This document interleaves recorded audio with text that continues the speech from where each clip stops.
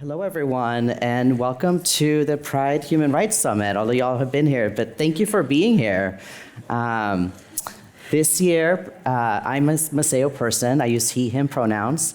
I am the Vice President of San Francisco Pride, but also in my day job, I'm a Special Projects Manager at the San Francisco Department of Disability and Aging Services.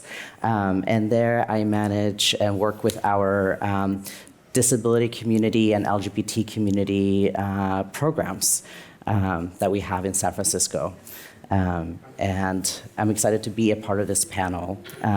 Today, based on everything that's been going on in this world, especially in the last 6 months, I thought this would be an important and very timely conversation because we're seeing, right, a lot of stressors, difficulties, attacks on communities, and some of the communities that we're seeing some really intense attacks on are immigrant communities, trans communities, and disability community. And there's so many overlapping and intersecting issues that are happening here. And so I'm just very proud to introduce this panel with just incredible leaders in the movement that are representing different parts of the movement and doing different work, and to have this conversation about what are the intersections and what they do. So I want to do some introductions. Here we have Aldita, Gallardo.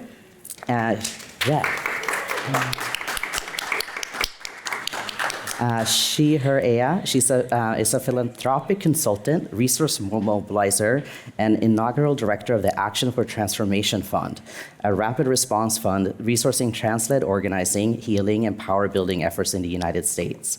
She's a disabled indigiqueer trans woman from Lima, Peru, and has called Oakland, California, an unceded Ohlone land home for over a decade. She's an experienced grantmaker and donor organizer and serves on the board of directors at Funders for LGBTQ Issues and the Women's Foundation of California. And Aldita also has served on the advisory committee for Ella para Trans Latinas here in San Francisco as well. She's also an Open Society Foundation Soros Equity Fellow, working to mobilize new donors to invest in intersectional, racial, and gender justice movements, while supporting trans leaders navigating philanthropy.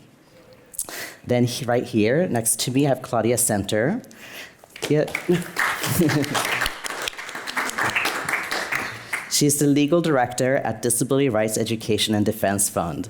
She supervises DREDF's legal team and litigates cases that increase civil rights and civil liberties for persons with disabilities. She represents the disability community in legislative, policy, amicus, and appellate work. She's also was previously a senior staff attorney at the Disability Rights Program of the National ACLU Foundation. And then I also here have with me Devon, Ojeda, they, he. Devon is the senior national organizer at Advocates for Transgender Equality, A4TE. They recently merged with 2 trans organizations, one which was called the National Center for Transgender Equality, and they that organization has done the big transgender survey, the biggest one that we have. Devon works with coalition partners and government officials at all levels to create structural changes that will improve the well-being of the trans community, such as access to adequate health coverage and temporary housing. In their own words, being on hormones has been a healing journey for him as a trans person and as a survivor. Prior to their work at A4TE, he was named the 2018-2019 James Marshall Public Policy Fellow by the Society for Psychological Study of Social Issues, and worked for the Senate Help Subcommittee on Primary Health and Retirement Security in the office of Senator Bernard Sanders. Devon Ojeda completed their PhD and Master's in Community Psychology at Wichita State University. And then I also have with me, which some folks here at the Commonwealth Club is familiar with, but Dr. Petra, who is the founder of Transclinique.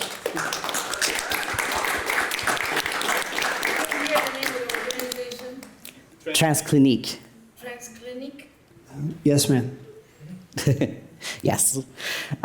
So thank you all for being here. I thought maybe we just started off. This is going to be sort of an organic conversation. We will have some themes, but maybe go down the line and describe a little bit about your organizations and sort of the work that you do for everyone so that they have a better understanding. Sure. My name is Claudia Senner, she, her pronouns. I'm a white woman over 50, soon going to be able to say a white woman over 60 with brown hair and glasses. I work at DREDF, Disability Rights Education and Defense Fund. We represent the disability community in different forums like the courts and the legislature. And since this new administration has come in, we've been really spending most of our time grappling with attacks that affect our community and trying to fight back and resist as much as we can using the tools that we have, the advocacy tools. And in some ways, it feels kind of like the first weeks of the pandemic, except it's, people, terrible people instead of a terrible virus. But we are fighting and we're very unified, and we work across different communities and civil rights and other kinds of groups. So thank you. Thank you. I'm Aldita Amaru Gallardo. I use she, her pronouns, en español. My work has been based here. I found myself in the Bay Area as a trans femme, working with young trans and queer youth in schools, young people in schools, and before entering philanthropy. And my work for about 8 years now has been working with foundations and moving grant dollars to transit organizations in the States. I'm really lucky to get to learn from and partner with some of the local Bay Area transit organizations, and a lot of them are anchor organizations like TGIJP, who have really made the case for the importance of transit organizations supporting Black, Indigenous, and people of color-led organizing in this locally and also model nationally.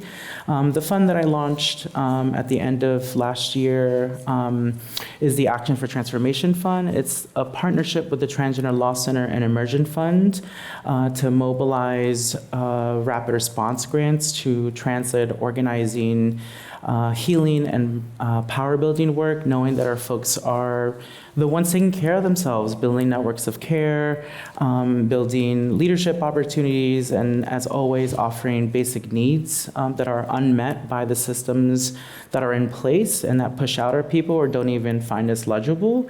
And so I'm a really big advocate for emerging transit organizations that are really one-stop shops, and recognize my privilege as someone who was born in Peru, and my family, as the youngest of 3, moved to Florida when I was 5 years old. And grew up undocumented, and know that there are still people in Florida organizing. There's people in Peru, also in unsupportive countries that are still needing resources. And so I find my role based here in the Bay Area to also redistribute and allocate resources to the South and rural areas that often go unnoticed. At least here we have some supportive government elements and people, but writ large, I think the trans-led ecosystem is needing a lot more infrastructure support and funding.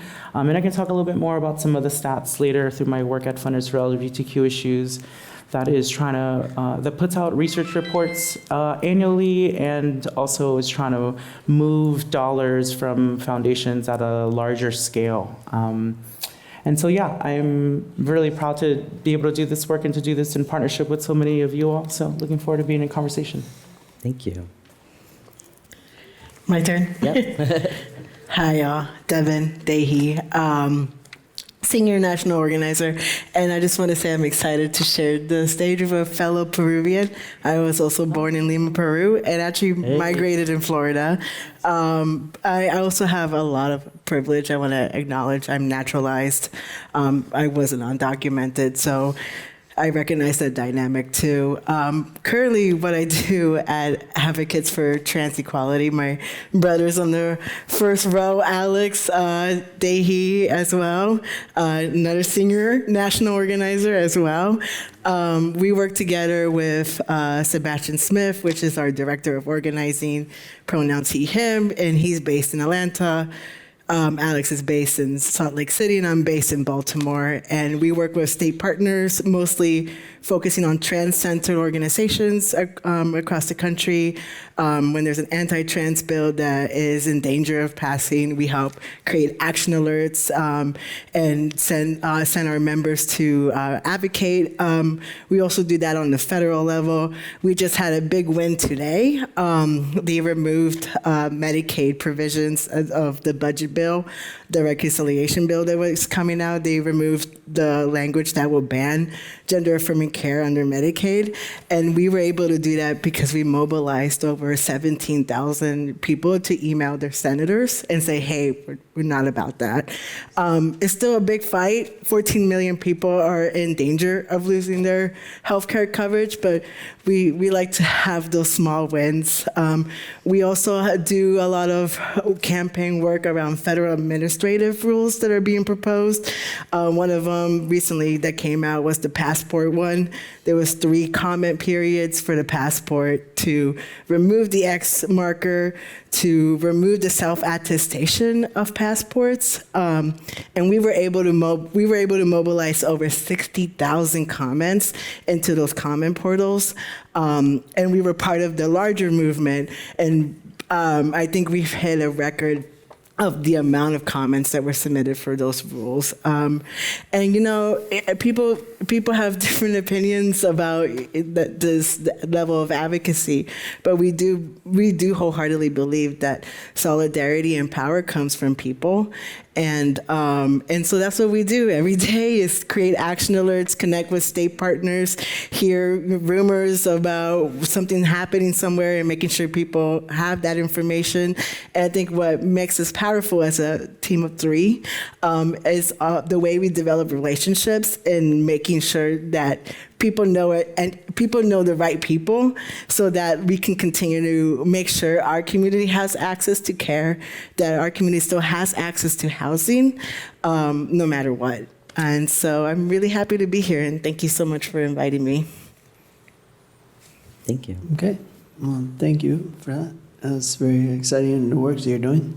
Thank you. My name is Alexis Petra. I'm a medical doctor. I'm the founder and CEO of Transclinique, and what that is, it's been HRT, telemedicine program, health clinic that has been operating nearly across the country for about 5 years. And so over those 5 years, I've seen certainly every type of patient that you can imagine, whether it be immigrant or someone with more privilege. And so that's the work that I've been doing for the past 5 years. And so I'll let these guys tell their stories, but I certainly have a lot of information about how things are going under the new administration, because it's not been easy to keep things going, and to, with all the Medicare or Medicaid cuts that you've alluded to, excuse me. It's been really difficult to keep things going, but we certainly have. So, no, thank you for that. And I also wanted to make a note that we're supposed to have a panelist named Jorge Gutierrez, who was supposed to be here, who works with an organization, a national immigrant rights organization named MIJENTE. And he's based out of Los Angeles. But I know a lot of us know what's happening in Los Angeles right now. It is a really scary time. People are disappearing. People are not going to work, right? People are not going to their doctor's offices because people are afraid. And so he had to stay there to really hold it down and to be part of the response in Los Angeles to support immigrant communities there. And we'll get into the topic and conversation around Medicare and Medi-Cal in a little bit, but I think that brings us to a really big theme and topic that unites our communities, that is an intersection. In trans movement, right, we've talked about we will not be erased, that the current administration is trying to take away our legal identities, right, our lack of legal recognition. and to care, and about the sense of being erased. And I think this also applies right now, as we're seeing, to immigrant communities. And also, there's a history there around that for disability community as well. Claudia, I wasn't sure if you had a note or thoughts about like what that means for disability community and people with disabilities, the sense around being erased or disappearing or, yeah. Sure. So I think the disability community, just like the trans community and other communities, has really tried to build on people power, on protests, on showing up, on advocacy, on organizing and cross-organizing with other groups. And, you know, in the 1970s, we had one of the largest protests and occupations of a federal building in history at the with the Section 504 sit-ins in UN Plaza Civic Center for in 1977 that led to the signing of the Section 504 regulations. And to some extent, I think we're in the same position now where we, you know, we don't have much power with our represented officials in DC. The courts, we can go to the courts, but the courts are very, you know, sort of can help but might not help. And so a lot of it is people power and showing up and making noise and being organized. And so, for example, yesterday, there's a group called ADAPT that does organizing and sit-ins to protest cuts, massive cuts to Medicaid. Prior in 2017 when we fought back the cuts, and now again in 2025, and there was just mass arrests yesterday in the Capitol building of disability rights advocates. So I think that's kind of where we're at. We can't be erased. We have to, those of us who can be out and in the spotlight need to do that, and we need to protect one another. So, and there's a big overlap between the trans community and the disability community. Our futures are completely intertwined. Thank you. And please jump in if something comes up for you in the conversation. Yeah. Yeah, thank you for naming some of that, Claudia, because I think, yeah, as a disabled trans woman, we are getting multiple messages that we don't belong, that we shouldn't exist, that we should be eradicated from history. And that's really violent, as you all know. What that does to our people internally, what that does to me, it makes me, I'm very clear about not internalizing those messages from legislatures. You know, each year the legislation, anti-trans, anti-LGBT, but mostly anti-trans legislation across the states, especially in the South, continues to erase our rights to get gender-affirming care, but playing in sports, trans youth just existing in schools and public space, folks using bathrooms, and that's all just to really send the message that that we don't belong, and that is false. That's categorically false. Especially when we're here, you know, for San Francisco Pride, there's also the erasure that happens around the origins of our movement, right? It's that the fights that have been won were led by Black and brown trans women and femmes sex workers, and we often don't get to uplift them in the spaces. They're not invited into our spaces, they're not resourced, and just want to honor that, because yeah, their survival has led to the benefits of our community writ large. And especially as an indigenous, queer, trans femme, trans, gender non-conforming, two-spirit people have been around since time immemorial, and it's been through a larger time horizon of colonialism on Turtle Island that has attempted to erase us, and we've still survived and found ways to resource our people and take care of each other. So this is actually a time of intense authoritarianism that we should be looking at trans, two-spirit, gender non-conforming people and their organizing strategies, because we have survived. And this is something that I tell donors and foundations who are like, we've never funded trans organizing. What does that mean? I'm like, trans organizing, it fits within every portfolio that you may have: education, organizing, reproductive justice. So connecting the dots that there's organizations that are leading this work and that they can plug into, and there's there's even more space to carve out for trans people to be in decision-making spaces, and that's been kind of the role that I've been leading, and bringing other people along to enter philanthropy through our participatory grant-making process that allows them to read proposals and make decisions on grants, to helping other trans professionals enter the sector and find support for each other, because oftentimes these hierarchical organizations are not a place for us, and they barely even hire us. So just making sure that we know that we belong and that we can take up space and that we have brilliance and something to offer, which is like duh, and we're still doing that in philanthropy. I wanted to say one sentence, which is historically, there were laws, they were called ugly laws, that prohibited visibly disabled people from existing, and there were laws prohibiting trans people from existing in the world, from, cross-dressing. And because we had a trans lawyer at the Supreme Court for Scametti, Chase Strangio, he was able to talk about that history when even the DOJ didn't have it at her fingertips. So we got to be there. Right, and our opponents are the same. They're funded by the same conservative think tanks and foundations, and the larger goal of eugenics comes from a disability justice movement led also by trans disabled folks. So yeah, thank you for naming that. And I also want to name that our narratives are more powerful when they're intersectional.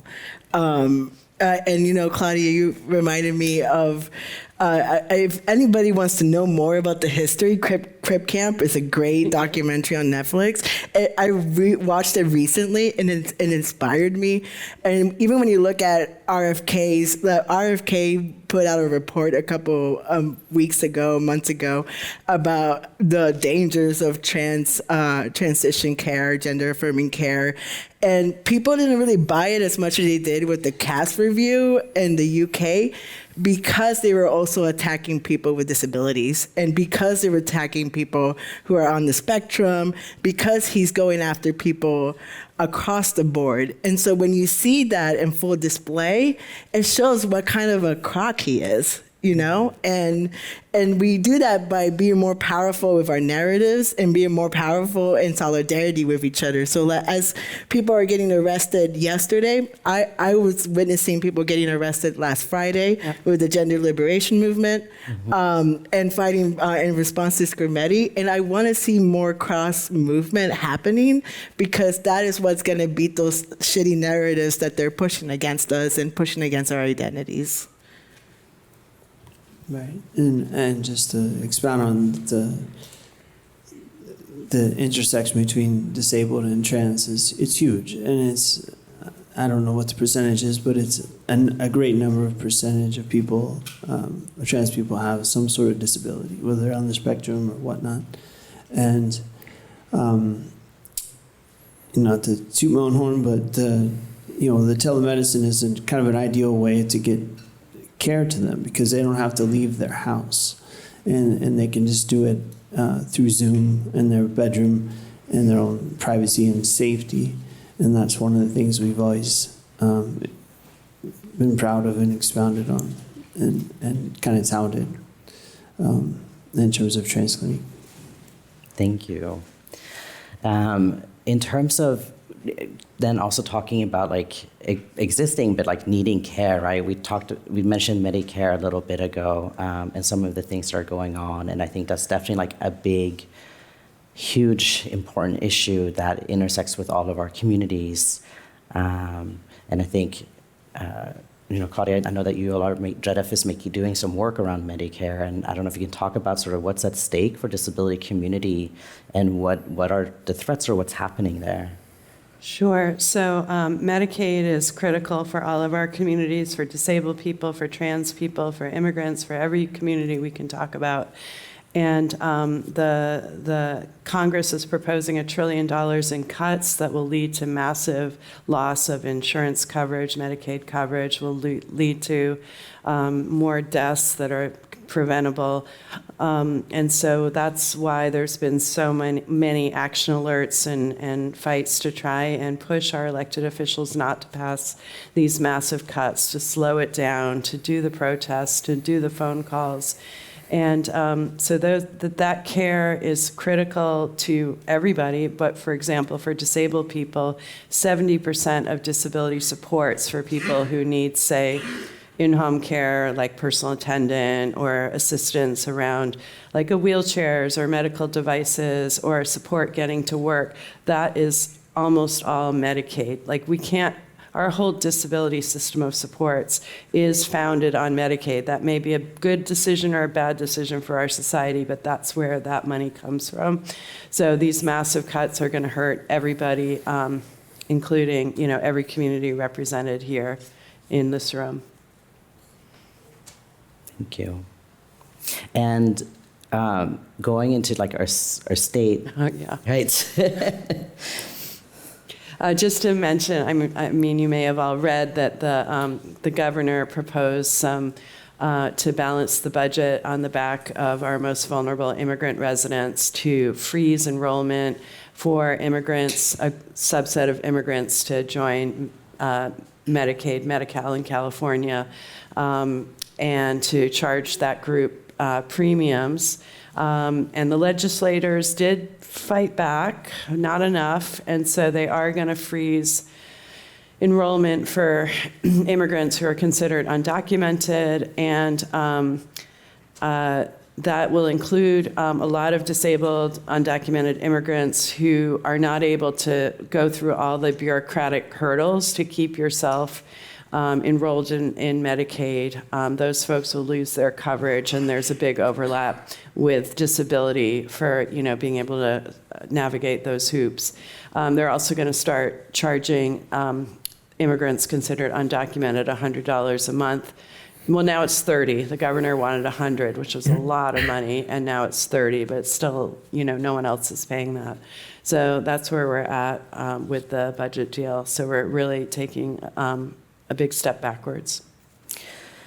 What can we do as community members, as many of us here live in California, but as people who are here, what can we do in response to this? You want to go? I mean, for us, you can check out transequality.org, sign up for our action alerts, and pay attention to our emails when we send action alerts out to participate in them. We have a volunteer huddle that happens once a month that Alex runs that's incredible, that we share skills for organizers, we share resources, we connect folks with organizations that we know, and we need people to show up. We need people to show up. We need people to mobilize, show up at the Capitol, be like, what the hell, what's going on? If you have the privilege to get arrested, get arrested. Yeah. I mean, this is the time to do it. And then be loud and demand more from our legislators, honestly, and demand more from our politicians, because right now we're in a state where everything's in crisis, and the opposition is trying everything they can to silos us and isolate us and view us as different separate issues, when in reality it's all intersectional. And I know I'm speaking to the audience that knows this, but it seems like when you see the news and you see the media and you see politicians speaking, it's like they don't know that. And that's really frustrating. So we need to be more loud about that. And we need to connect with trans-centered local organizations that are doing the work in the ground, that are doing the actions that we're seeing on the ground, and and organizations that we've supported and been proud to work with. Those people need support, and they need to be paid attention to, because they're doing the Lord's work right now. That's right, Audre Lorde's work. Audre Lorde. Exactly. Amen. Yeah. I feel like there's so much to say around that question, like what is needed. Everyone has a role, right? And I just want to uplift and expand on what you're saying on the importance of translator organizations doing this work. If you're able to donate to them, if you are in relationship with trans people, don't donate directly to them as well. There's so many GoFundMes in light of a lack of proper universal health care that folks are still having to fundraise for their own gender affirming care. I think, organizing looks different, right? Like you mentioned the gender liberation Movement. work, with Raquel and getting arrested. And that's one way that we bring attention to the things that we are needed. But there's also healing work that is important, that is like T for T, outside of the medical industrial complex that we're needing. This is the moment when arts and culture gives us life and gives us new futures to build through art and performance and music. And that's the first thing that usually gets cut. And it's to the benefit of everyone. Everyone loves Pose. Everyone loves a good soundtrack. It's like honor trans brilliance and leadership in that way. And I think, take care of yourself, because again, these are really violent times, and we only anticipate more attacks from the state, and it requires all of us to be vocal around protecting trans people, trans youth, trans adults, all trans people. And it's the legacy of our ancestors that we continue this fight, and will be after us as well.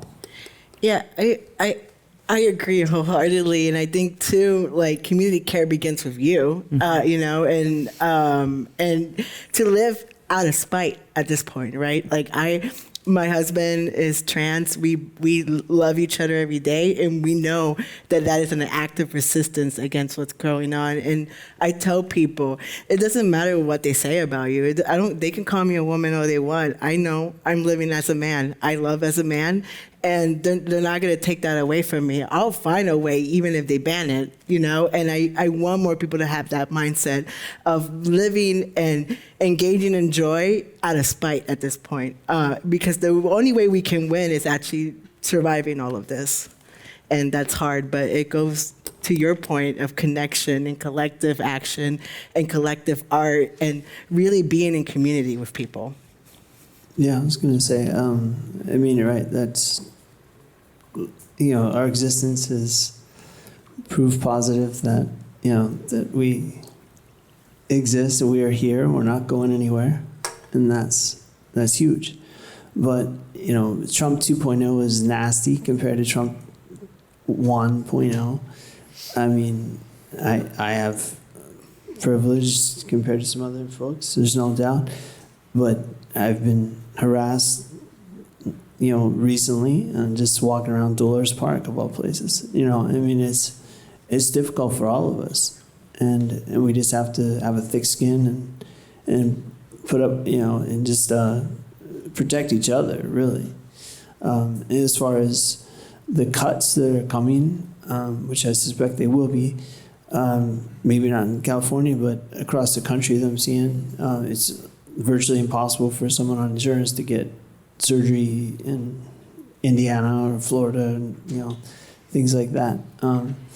So, you have to look at other things like costplus.com, GoodRx, things like that, discount medications so you can get hormones at least very inexpensively. And so there's definitely ways around it that we're going to have to find, on our own, basically. Yeah. And we have allies out there. But, who's the new the mayor of New York? I just saw somewhere today where they're going to, do a special tax for gender affirming care. 65 million. Yeah. 65 million. Yeah, that was really good to see. So I think California and New York are still two huge beacons for us, and that's something to be, a small win or a big win, I guess. Yeah, I think they're looking to our cities, and I will push back and say that there's this myth that California is fully resourced, and particularly trans organizations or LGBT organizations, and that's just not true. Yeah. There's even locally, I know as someone who used to be the chair of Ela para Trans Latinas, and we all know that we're all looking at city budgets that are changing their mind, or we still have to do the performative dance to just get the dollars allocated to them that were promised. And that's just the funny landscape right now around gender justice in general. Even the work that, I'm grateful for California and it being progressive compared to other states that are actively being transphobic. And for instance, I was part of the team that helped the California Public Health Department create a grant-making unit, the TGI unit, to move 13 million to TGI serving organizations here. And that was also because there were trans people and trans organizations lobbying their elected officials and demanding for it. And now that I think that might not be funded again. So that's always on the chopping block, and that's just destabilizing for groups that are needing, steady resources. And this is what trans people have been saying within philanthropy for some time: fund multi-year, fund unrestricted, fund through less barriers. Application processes are hard for a lot of people, but I think of like trans migrants who don't know English or might not communicate in the written form in the best way, and that's also like dominant culture problems within philanthropy that we need to remove, so that people have access to the dollars that are actually our communities, especially when it's like state-funded work, funding sources. So yeah, there's just there's need here and there's need everywhere, and that's sort of like what I think we're all grappling with, right? Like, how do we bring resources to areas that are needing it? And we're still figuring that out. I think even just the coalition building, the sort of being on the same page on things requires work and infrastructure and dedicated person to do the scheduling, like send the calendar invite. That we're still figuring it out under really harsh circumstances. After Dobbs, California built this portal, abortion.ca.gov, to give out-of-staters and in-staters access to abortion information. And so now, we have Skirmetti, what are we going to do to provide that information about, what access to telehealth can people access? What are we going to do for kids and their supportive parents who need to go somewhere to access care? How are we going to do that? I think we have to think about it. Mm-hmm. No, thank you. In a little bit, we'll start taking questions, but we talked a little bit about the things that are happening for immigrant communities, disability communities, trans communities. Some of our organizations, right, are BIPOC-led trans orgs, disability orgs, but not all organizations are that way. But then we're still in a very multifaceted movement, or maybe not even one movement. We're multiple movements moving different directions or same directions. But given that it feels like the attacks are so unified in a way, they come from the same source, but coming for all of us.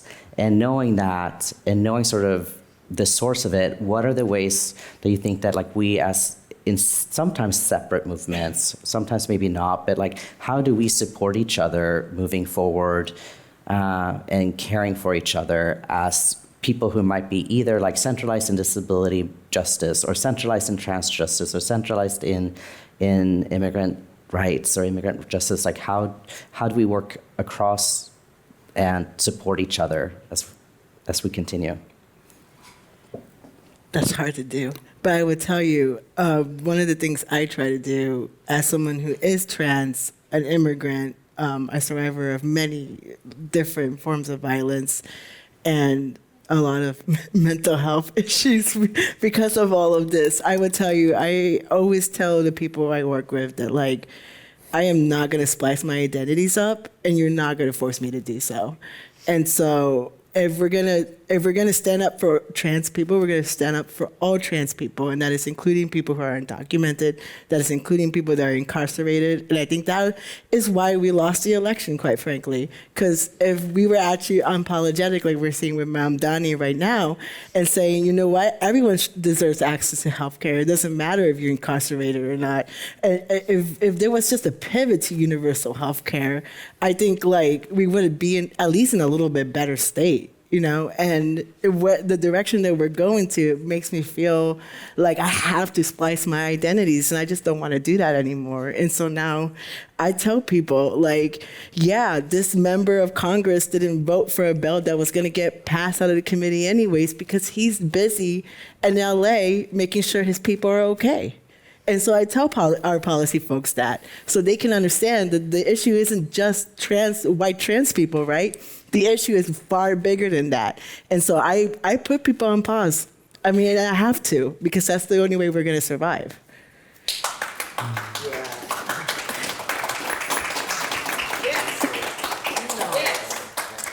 Thank you. Well, we can start with questions. I know that's right. Thank you. I So think about this. first time I'm Tommy here and I'm autism identity at the present certain of the human rights summit. And hi, I want to understanding that I'm autism spectrum disorder, and as you know, the autism has been identified as a LGBTQIA plus, right? And since we want to, why we want to know that the autism in the LGBTQA circle is so important?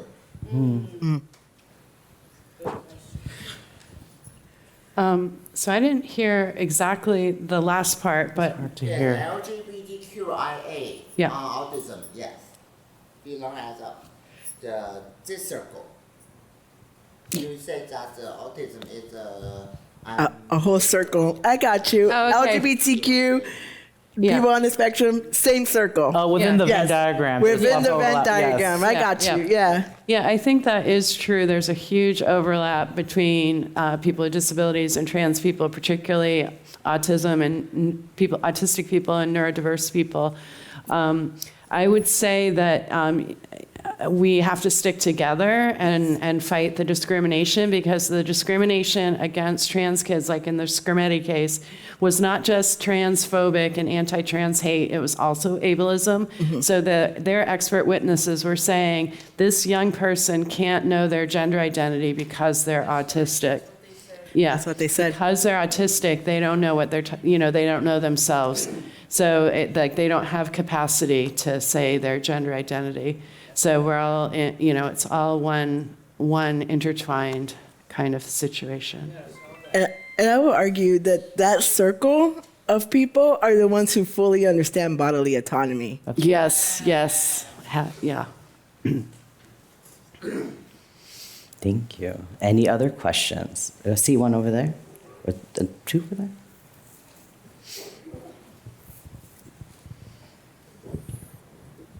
First off, I want to say, Aldita, I'm so proud of you, and seeing you grow up and become the person that you are now, I'm just like, my hat's off to you. So, I guess my question now would be, I think overall in our community, however you want to splice it, gay, lesbian, trans, whatever, I think we're really good at showing up when it's time to rally, but not so much at the civic level where we actually vote and actually influence policy. So what are some of the ways we can influence our community to show up at the local, smaller events and actually put together the policies as opposed to being reactive? I mean, I think you're inviting. Thank you for the warm words. I'm touched, and I think you're inviting all of us to be in relationship with each other, to know your neighbors, to, show up in civic engagement, and that looks different in a lot of ways. I point to, the work of trans organizations in local communities who are feeding folks, or finding housing for them, or finding job opportunities for them. That's why they're like one-stop shop for a lot of things.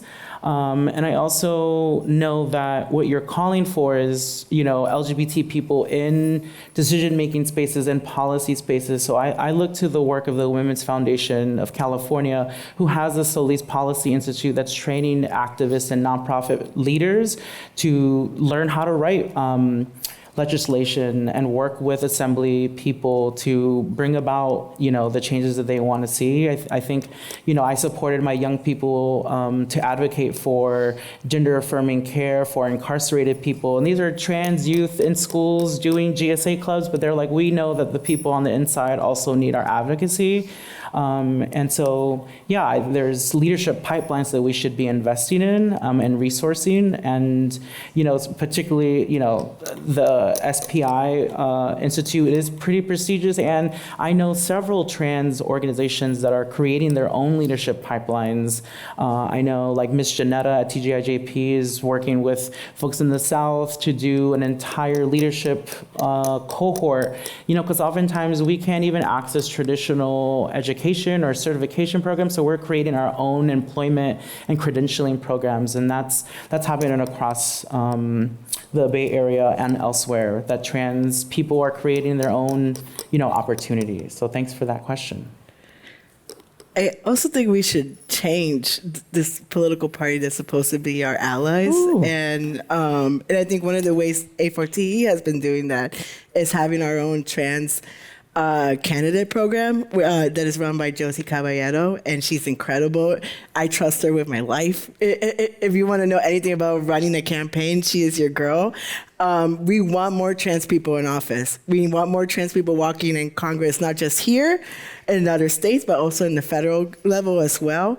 And we need to make sure more trans people are touching policy in a way that's far more powerful, that could shift the culture that we're seeing within the Democratic Party. I'm being partisan here, but That's really important. And trans people have always been there.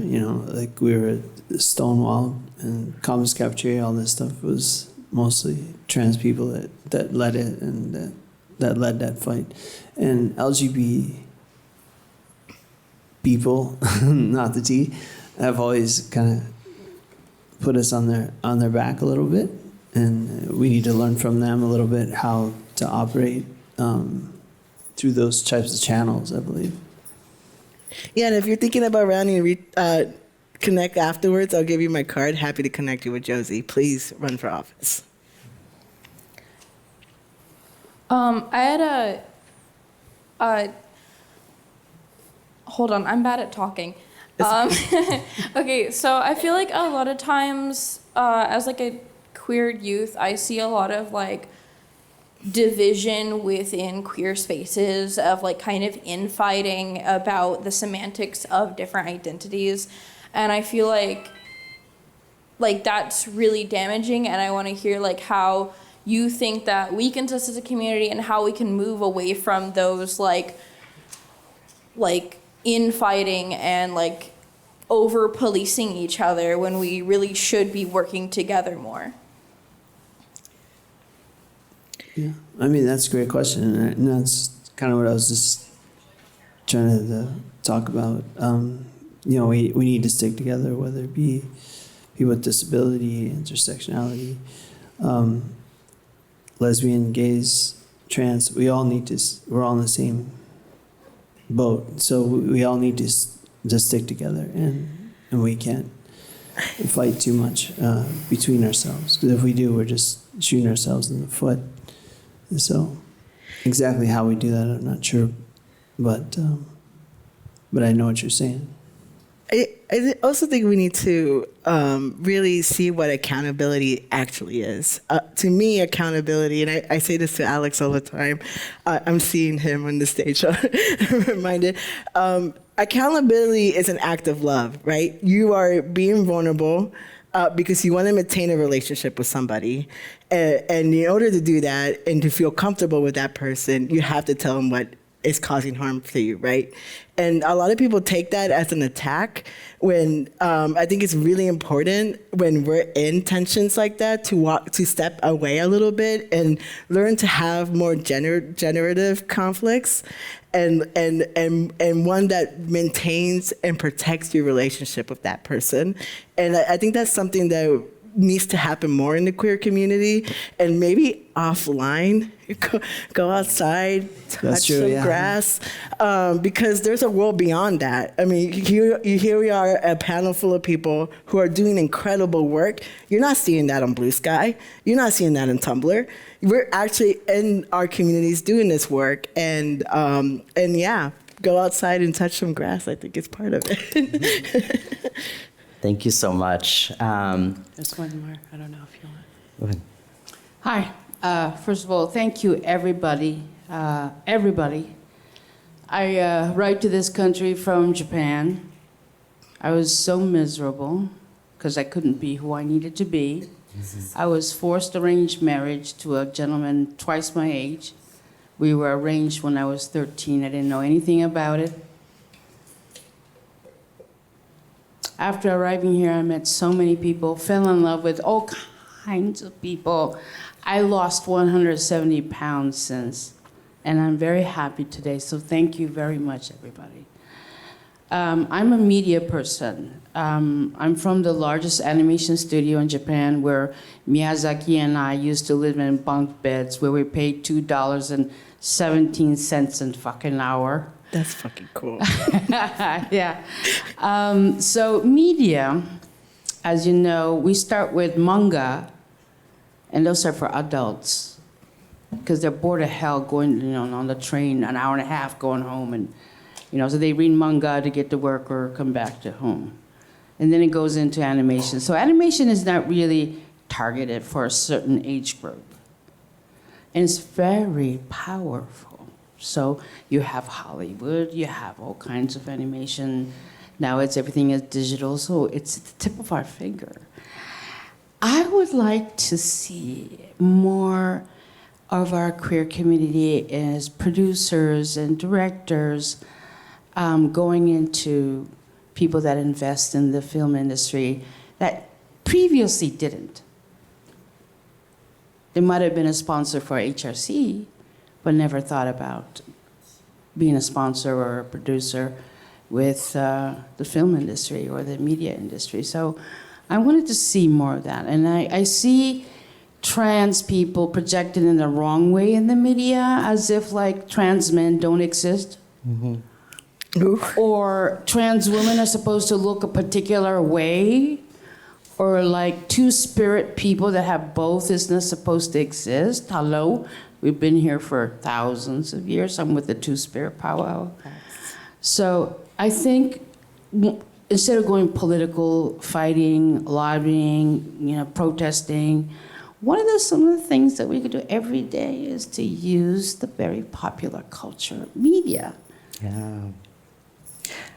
That's a wonderful point. And I think that we've seen like such a beautiful increase, right? Like in some ways, like social media has been hard because it's been like separating the country, right? But in a lot of ways, we've been able to build our own platforms, and we've seen like so many incredible, like we've been able to support trans artists in a way and get to know them that wasn't accessible 10, 20 years ago.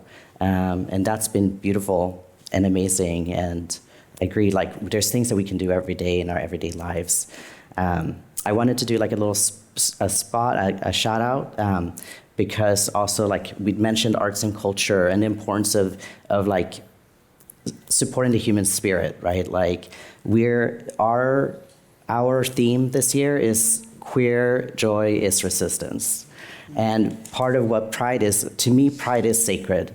What Pride is a sacred space for our community to be together, to find joy. It doesn't necessarily, I would love for y'all to be able to come to the Civic Center Plaza and to the parade, but you can celebrate Pride in so many different ways that works for you. And, but it's a time for us to see each other and to celebrate each other.